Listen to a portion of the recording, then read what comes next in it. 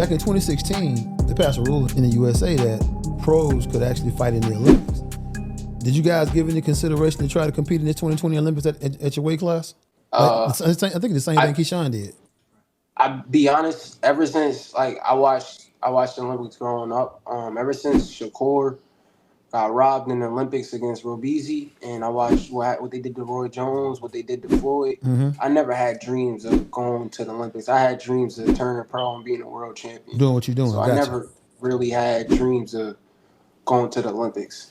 Do you think? But had you obviously would have been a top prospect there at the Olympics from that standpoint.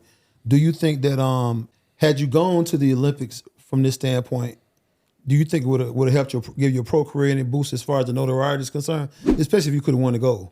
Well, I think with the day and age we is in now, a lot of the fighters don't need to go to the Olympics to get their notoriety up. I think social media plays a big part of that, and just having a great fan base. I think it would have boosted it more, but I just think in this day and age, that really doesn't define you as a boxer. Sure.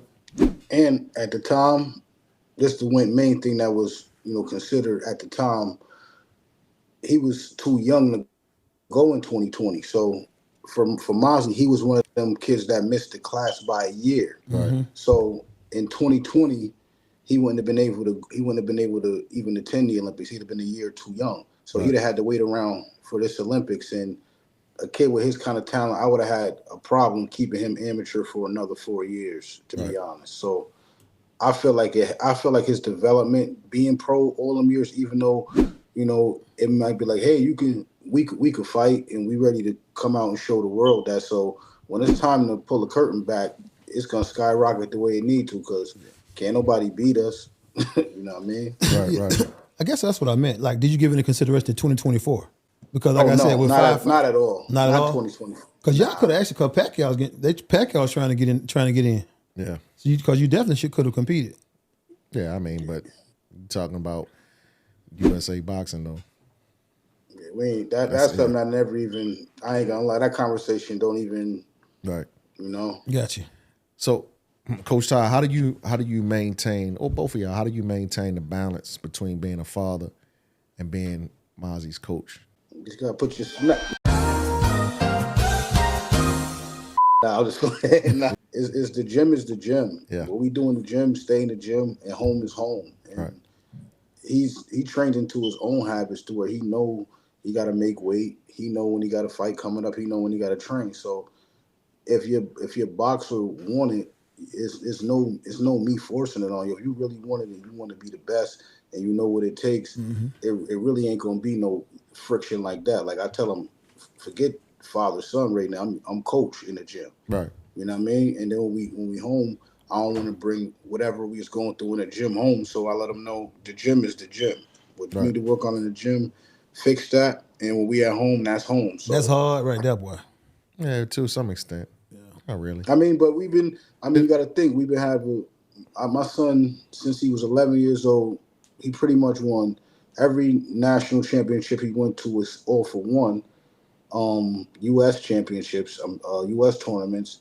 And part of the reason is because we have a good system, something that works. And, they say if it ain't broke, don't fix it. And we really written the blueprint for a lot of fathers and sons that, that might be behind us, dudes that, watch what we've done in the amateurs and say, well, shoot, I wonder how Ty and Mazzi got to, really, I mean, we won consistently back to back to back to back so much to where in the pros, it felt like, they feel like they could have moved us faster than we really wanted to be moved at the time. Right. Because of his age and his experience, it made them want to push him faster than I wanted him to be pushed. After that national championships that Mazzi lost, right? Which year was that? 2018 or 19? 19, right? Yeah. Okay. After that national championship, you were 17 years old. You decided you wanted to turn pro. Ultimately, what led to that? 16. We were 16 years old. Ultimately, what led to that decision?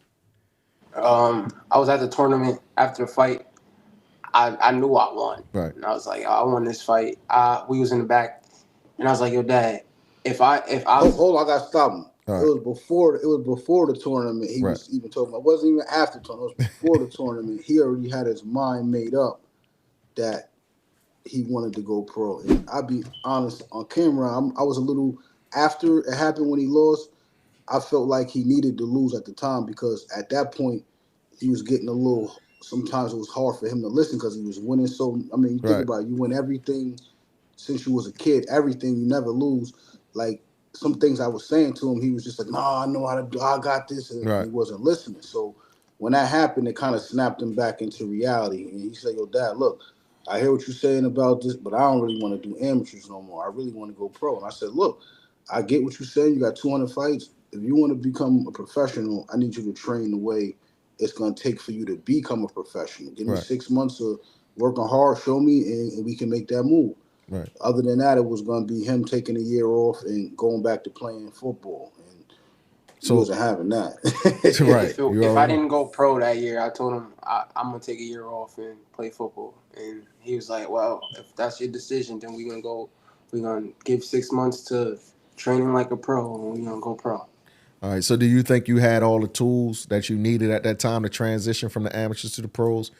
Did you feel that at the time? Not I hindsight, feel like but at that time. My IQ was definitely up there. My ring knowledge, my smarts, just not the power. But other than that, I think everything was there. So the experience. You felt like you had a pro style already that you could. Yeah, that's honestly what some people were saying. Was like I was fighting too much like a pro. Right. And that whole training camp for that tournament, we was sparring pros. We was going longer rounds. So it was just more like I was sparring all these pros. I was rarely sparring any amateurs in that camp. Right. And it just turned to, I had a pro style in that fight, and that's what really led us to like, okay, now we should make the transition. Right.